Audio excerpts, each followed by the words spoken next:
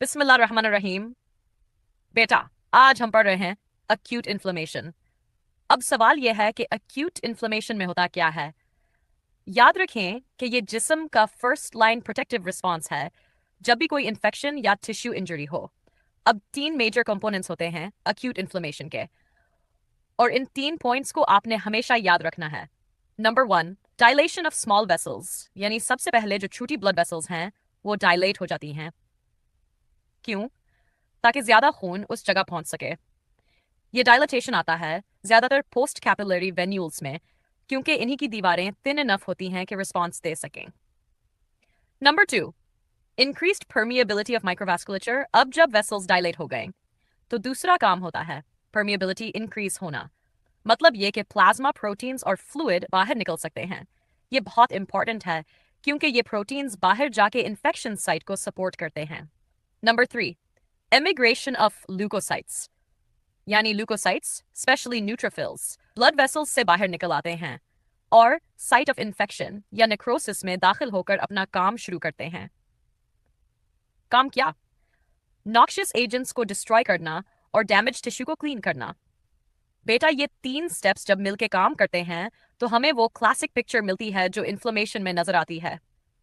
लेकिन याद रखें, ये सब कुछ मीडिएटर्स के कंट्रोल में होता है, जैसे साइटोकाइंस वगैरह, जो साइट ऑफ इंजरी या इन्फेक्शन पर रिलीज होते हैं।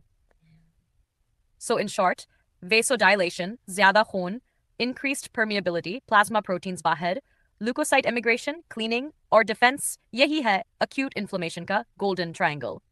हम पढ़ रहे हैं vascular reactions in acute inflammation. याद रखें, अक्यूट इन्फ्लेमेशन में सबसे पहले जो रिएक्शन आता है वो है वैसोडाइलेशन। वैसोडाइलेशन क्यों इंपॉर्टेंट है? क्योंकि ये वही रिएक्शन है जो हमें बाहर से नजर आता है एज रेडनेस, एरिथीमा और वार्मथ, यानी जो जगह इन्फ्लेम्ड है वो सुर्ख और गर्म महसूस होगी। और का सबसे बड़ा मीडिएटर है हिस्टामीन। अब वेसोडाइलेशन के बाद फौरन दूसरा स्टेप आता है इंक्रीज्ड परमिएबिलिटी ऑफ माइक्रोवास्कुलेचर। इसका मतलब यह है कि ब्लड वेसल्स थोड़ी लीकी हो जाती हैं और प्रोटीन रिच फ्लूइड बाहर निकल के टिश्यू में जमा हो जाता है। इस फ्लूइड के बाहर निकलने को हम कहते हैं एक्सुडेशन। एक्सुडेट क्या है? यह एक एक्स्ट्रा वैस्कुलर फ्लूइड है जिसमें हाई प्रोटीन कॉन्सेंट्रेशन होती है और साथ सेल्युलर डिब्रिस भी मौजूद होता है। इसकी प्रेजेंस हमेशा यह इंप्लाई करती है कि वैस्कुलर परमिएबिलिटी इंक्रीज हो गई है। अब कंपेयर करें ट्रांसुडेट से। ट्रांसुडेट में प्रोटीन्स कम होते हैं, ज्यादातर सिर्फ एल्ब्यूमिन होता है, सेल्युलर मटेरियल नहीं होता, और ये सिंपल सा अल्ट्रा फिल्ट्रेट ऑफ प्लाज्मा है। यह तब बनता है जब ऑस्मोटिक या हाइड्रोस्टैटिस इम्बैलेंस हो लेकिन वैस्कुलर परमिएबिलिटी इंक्रीज न हो। इसलिए ट्रांसुडेट इन्फ्लेमेशन से रिलेटेड नहीं होता। अब एक और इंपॉर्टेंट लफ्ज है एडीमा। इसका मतलब है टिश्यू में एक्स्ट्रा फ्लूइड आ जाना, चाहे वो एक्सुडेट हो या ट्रांसुडेट। और अगर वह एक्सुडेट ल्यूकोसाइट्स खास तौर पर न्यूट्रोफिल्स और डेड सेल डेब्री से भर जाए तो उसे कहते हैं पस या purulent exudate. Increased vascular permeability कैसे आती है? ज्यादातर एंडोथेलियल सेल्स कंट्रैक्ट करके छोटे छोटे गैप्स बना देते हैं। इस प्रोसेस को ट्रिगर करते हैं मीडिएटर्स जैसे हिस्टामीन, ब्रेडिकिनिन, लुकोट्रीन्स वगैरह। ये प्रोसेस अब बहुत रैपिड होती है, 30 मिनट्स में, और यूजुअली शॉर्ट लिव्ड होती है। लेकिन कभी डायरेक्ट एंडोथेलियल इंजरी भी हो सकती है, जैसे बर्न्स में। तब लीकेज फौरन शुरू होता है और कई घंटे रहता है जब तक वेसल थ्रोम्बोस्ड या रिपेयर न हो जाए। अब जब फ्लूइड बाहर निकल गया और वेसल्स डायलेट हो गए तो ब्लड फ्लो स्लो हो जाता है, आरबीसीज कॉन्सेंट्रेट हो जाते हैं और ब्लड विस्कस हो जाता है। यही कंडीशन कहलाती है स्टेसिस। हिस्टोलॉजिकली आपको स्मॉल वेसल्स एंगोर्ज्ड विद आरबीसीज नजर आएंगे और क्लिनिकली टिश्यू दिखाई देगा। लेकिन कहानी यहाँ खत्म नहीं होती। ब्लड वेसल्स के साथ साथ लिम्फेटिक्स भी एक्टिव हो जाते हैं ताकि एक्स्ट्रा फ्लूइड ड्रेन करें। लेकिन अगर लिम्फेटिक्स ओवर इन्वॉल्व हो जाएं तो खुद इन्फ्लेम्ड हो जाते हैं। इसको कहते हैं लिम्फेंजाइटिस, और क्लिनिकली ये रेड स्ट्रीक्स की शक्ल में नजर आता है जो इन्फ्लेम्ड साइट से लिम्फेटिक चैनल्स के साथ साथ फैलती हैं। और अगर लिम्फ नोड्स इन्वॉल्व हो जाएं वो इनलार्ज और पेनफुल हो जाते हैं, जिसे हम कहते हैं रिएक्टिव या inflammatory लिम्फेडेनाइटिस। So, in summary, vasodilation, redness, warmth; increased permeability, exudation; exudate versus transudate, difference of protein and cause; edema and pus, pathological fluids; endothelial contraction and direct injury, leakage; stasis, congestion, redness; lymphangitis and lymphadenitis, lymphatic involvement. यही है vascular reactions in acute inflammation का पूरा drama. पढ़ेंगे leukocyte recruitment to sites of inflammation। ये कहानी ऐसे समझो जैसे फौजी खून की नालियों में अपनी बेरकों में आराम से ट्रैवल कर रहे हैं। लेकिन जैसे ही दुश्मन या टिश्यू इंजरी हमला करता है, इन फौजियों को फौरन बैटलफील्ड पर पहुंचाना होता है। अब ये एक रैंडम जंप नहीं है, बल्कि एक हाईली ऑर्गेनाइज्ड जर्नी है जिसे कंट्रोल करते हैं एडहीजन मॉलिक्यूल्स और cytokines. Step 1, margination and rolling. Normally खून में आरबीसीज दरमियान में फ्लो करते हैं और ल्यूकोसाइट्स किनारे की तरफ होते हैं।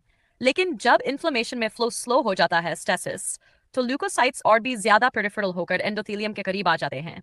ये प्रोसेस कहलाता है मार्जिनेशन। अब ल्यूकोसाइट्स एंडोथेलियम को टेस्ट करने लगते हैं। ये वीक अटैचमेंट और डिटैचमेंट की कंटिन्यूअस मोशन को कहते हैं रोलिंग।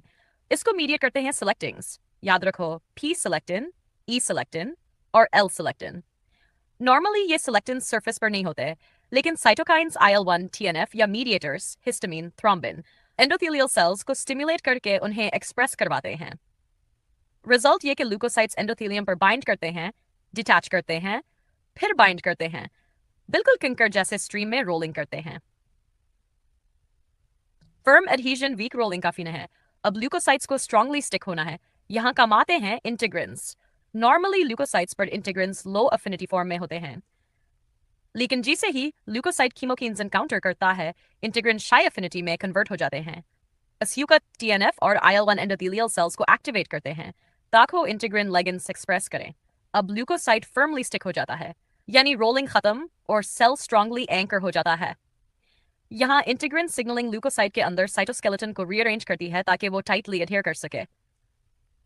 Step 3, transmigration, diapedesis. अब ल्यूकोसाइट को बाहर निकलना है। ये इंटर एंडोथेलियल जंक्शन से स्क्वीज करके एक्स्ट्रावास्कुलर टिश्यू में जाता है। इस प्रोसेस को कहते हैं डायपेडिसिस और इसको मीडिएट करता है PCAM1, CD31। This basement membrane cross करने के लिए ल्यूकोसाइट्स कोलाजिनेसेस रिलीज करते हैं। Step 4, chemotaxis. अब ल्यूकोसाइट रैंडमली टिश्यू में नहीं घूमेगा, बल्कि एक केमिकल GPS फॉलो करेगा। ये गाइडेंस देते हैं chemo attractants, bacterial products, N formyl peptides, complement, C5a, leukotrienes और साइटोकाइंस, कीमोकाइंस। ये सब ल्यूकोसाइट पर मौजूद G प्रोटीन कपल्ड रिसेप्टर्स को एक्टिवेट करते हैं। एक्टिन पॉलीमराइजेशन आगे, मायोसिन कंट्रैक्शन पीछे, ल्यूकोसाइट फाइलोपोडिया बना के पुल करता है, बिल्कुल फ्रंट व्हील ड्राइव कार की तरह। रिजल्ट, ल्यूकोसाइट सीधा ऑफेंसिव एजेंट या टिश्यू डैमेज की तरफ माइग्रेट करता है।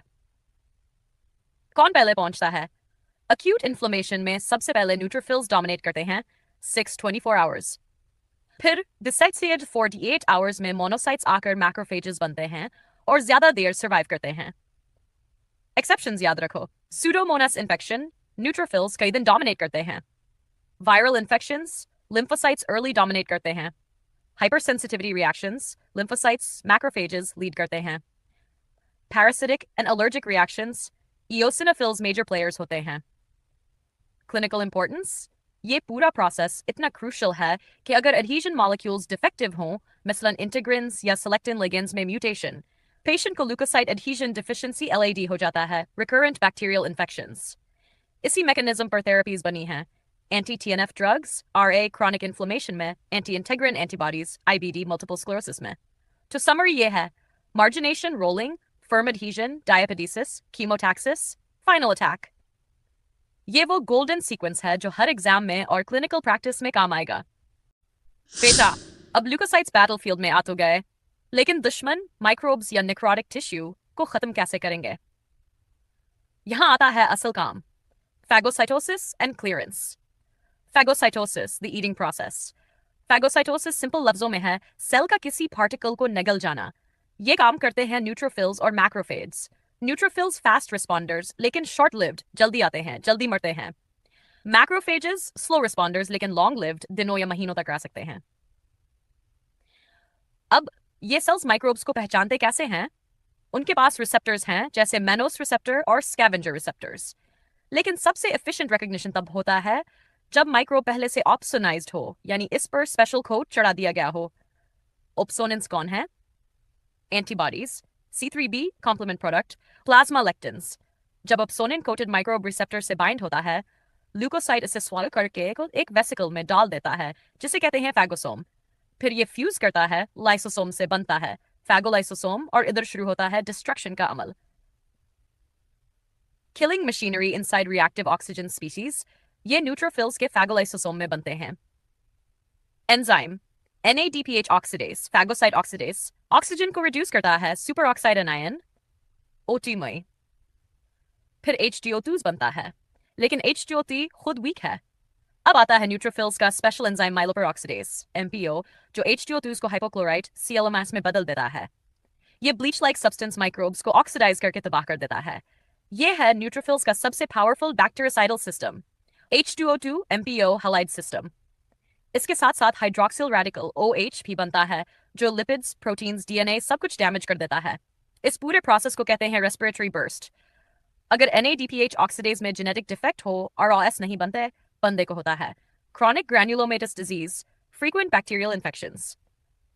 Reactive nitrogen species, RNS, mainly macrophages में बनते हैं। Enzyme, INOS, inducible nitric oxide synthase, arginine से nitric oxide बनाता है। NO combine करता है सुपर ऑक्साइड के साथ, बनता है peroxynitrite ON, एक पावरफुल किलर जो lipids, proteins, nucleic acids damage कर देता है। Lysosomal and granule enzymes, neutrophils के पास दो किस्म के ग्रैन्यूल्स होते हैं, specific second granules lysozyme, collagenase, lactoferrin, gelatinase वगैरह। Azurophilic, primary, granules, myeloperoxidase, defensins, acid hydrolases, elastase, cathepsin G वगैरह। ये granules फ्यूज होकर फेगोलाइसोसोम में माइक्रोब्स को डाइजेस्ट करते हैं। मैक्रोफेजेस भी lysosomal enzymes, collagenase, elastase, phospholipase use करते हैं। Special weapon, nets, neutrophil extracellular traps. Neutrophils कभी कभार अपना DNA और हिस्टोन्स रिलीज करके एक मेश वर्क बना देते हैं, जिसे कहते हैं नेट्स। ये नेटवर्क्स माइक्रोब्स को ट्रैप करके एंजाइम्स और एंटीमाइक्रोबियल पेप्टाइड्स कॉन्सेंट्रेट करते हैं। लेकिन इस प्रोसेस में न्यूट्रोफिल खुद मर जाता है, यानी सैक्रिफाइस करता है बैटलफील्ड में। नेट्स स्पेशली सेप्सिस में ब्लड में डिटेक्ट होते हैं। तो समरी ये हुई: 1. Phagocytosis, recognition plus ingestion. Phagosome, phagolysosome. 2. Killing ROS, RNS, lysosomal enzymes. 3. Nets, extracellular microbe killing. यही है असल मैकेनिज्म जिससे न्यूट्रोफिल्स और मैक्रोफेजेस बैटलफील्ड क्लीन करते हैं। जी क्लास, अभी हम बात करेंगे एक बड़े ही इंटरेस्टिंग टॉपिक पर, ल्यूकोसाइट मीडिएटेड टिश्यू इंजरी, यानी वो नुकसान जो हमारे अपने ल्यूकोसाइट्स यानी व्हाइट ब्लड सेल्स हमारे ही टिश्यूज को पहुंचाते हैं। देखें, नॉर्मली ल्यूकोसाइट्स हमारे दोस्त हैं, ये इन्फेक्शंस और माइक्रोब्स को किल करते हैं, लेकिन कभी कभी यही दोस्त दुश्मन बन जाते हैं और अपने ही सेल्स और टिश्यूज को डैमेज करने लगते हैं। ये कब होता है? 3 सिनारियोज याद रखें जब माइक्रोब्स रेजिस्टेंट टू इरेडिकेशन हो, जैसे माइकोबैक्टीरिया, जब इम्यून रिस्पॉन्स गलत डायरेक्शन में चला जाए, यानी ऑटो इम्यून डिसीजेस में अपने ही सेल्फ एंटीजेंस को अटैक करना, या फिर नॉर्मली हार्मलेस चीजों पर ओवर रिएक्शन हो जाए, जैसे एलर्जिक डिजीजेस में। अब यह डैमेज होता कैसे है? असल मैकेनिज्म है ल्यूकोसाइट्स के ग्रैन्यूल्स और लाइसोसोम्स के कंटेंट्स का रिलीज, यानी जब ल्यूकोसाइट एक्टिवेट होता है तो एंजाइम्स और केमिकल्स बाहर निकलकर माइक्रोब्स को किल करते हैं, लेकिन साथ आसपास के नॉर्मल टिश्यू को भी नुकसान होता है। कभी कभी एग्जैजरेटेड रिस्पॉन्स बन जाता है। मिसाल के तौर पर अगर ल्यूकोसाइट को ऐसा पार्टिकल मिले जो इजीली इंगेस्ट न हो सके, जैसे antibodies deposited on flat surfaces, या फिर फैगोलाइसोसोम के अंदर मौजूद यूरेट क्रिस्टल्स या सिलिका क्रिस्टल्स मेम्ब्रेन को डैमेज कर दें, नतीजा एंजाइम्स बाहर निकलते हैं और टिश्यू इंजरी हो जाती है। अब नॉर्मली बॉडी के पास एक प्रोटेक्टिव सिस्टम है, एंटी प्रोटीएसेस, जो इन एंजाइम्स को कंट्रोल में रखते हैं। सबसे अहम है AF1 एंटीट्रिप्सिन, जो न्यूट्रोफिल इलास्टेज को इनहिबिट करता है। लेकिन अगर किसी को ACA1 एंटीट्रिप्सिन डिफिशिएंसी हो तो प्रोटीएसेस फ्रीली एक्टिव रहते हैं और मसलसल टिश्यू डैमेज करते हैं, जैसे एम्फेजीमा में। अब एक और बात, इन्फ्लेमेशन में सिर्फ न्यूट्रोफिल्स और मैक्रोफेजेस ही नहीं, बल्कि और भी सेल्स इंपॉर्टेंट हैं। मिसाल के तौर पर TH7 सेल्स, ये साइटोकाइन IL-7 रिलीज करते हैं, न्यूट्रोफिल्स रिक्रूट करते हैं और एंटीमाइक्रोबियल पेप्टाइड्स बनवाते हैं। अगर TH7 रिस्पॉन्स एब्सेंट हो तो पेशेंट फंगल और बैक्टीरियल इन्फेक्शंस के लिए ससेप्टेबल हो जाता है। इओसिनोफिल्स, खासतौर पर हेलमिंथिक पैरासाइट्स और एलर्जिक डिसऑर्डर्स में अहम हैं। मास्ट सेल्स और बेसोफिल्स एलर्जिक रिएक्शंस के क्रिटिकल प्लेयर्स हैं। और आखिर में जब एक्यूट इन्फ्लेमेशन का कॉज खत्म हो जाता है तो ये पूरा रिएक्शन खुद ब खुद सेटल हो जाता है। क्यों? क्योंकि ल्यूकोसाइट रिक्रूटमेंट रुक जाता है, मीडिएटर्स शॉर्ट लाइव्ड होते हैं और न्यूट्रोफिल्स की लाइफ स्पैन बहुत कम है। तो दोस्तों, ये है कि ल्यूकोसाइट्स हमारी इम्यूनिटी के लिए एसेंशियल हैं, लेकिन जब ये कंट्रोल से बाहर हो जाएं तो टिश्यू इंजरी भी इन्हीं की वजह से होती है। यानी एक ही तलवार दुश्मन को भी काट सकती है और अपने को भी जख्मी कर सकती है।